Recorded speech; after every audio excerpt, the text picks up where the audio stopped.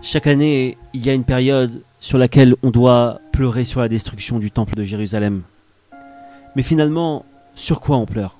Sur le fait qu'un édifice de plusieurs millions de dollars n'est pas encore construit? Bien évidemment qu'on ne pleure pas pour ça. On pleure pour une seule chose. On pleure pour le fait qu'il y a une flamme qui s'éteint de jour en jour et qu'il faut raviver en chacun de nous. Cette flamme, c'est la flamme de la foi. De la foi que tout est pour le bien. De la foi que Dieu nous aime d'un amour infini. La foi qu'il n'y a pas de mal dans ce monde. Se battre continuellement devant les épreuves pour comprendre, pour fermer les yeux, pour avancer, pour ne pas oublier tout simplement que à chaque pas que je fais, même si je suis dans l'ombre, de comprendre qu'Hachem il est à côté de moi et qu'il m'aide, qu'il me tient la main et qu'il ne me lâchera pas, que jamais il me lâchera, que devant chaque épreuve, il faut que je sois convaincu que c'est pour mon bien, qu'il y a du bien dedans, de chercher le bien, de remercier pour cette épreuve. Et en remerciant, Hachem me montrera le bien qu'il y a dedans.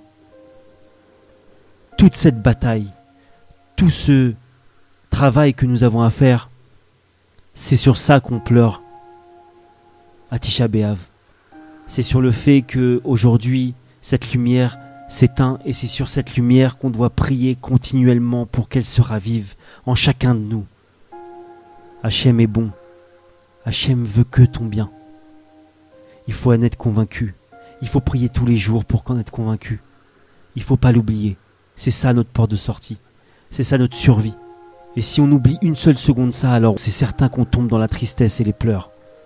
Mais si on se bat, si on prie Hachem, si on demande intensément à Hachem qui nous donne ça au fond de nous, alors jamais, au grand jamais, on tombera dans la tristesse. On sera toujours avec l'espoir. Et Hachem se montrera à un moment donné. Il se dévoilera à nous. Alors que chacun d'entre nous, on soit convaincu de ça. Et qu'on soit convaincu que tout est pour le bien.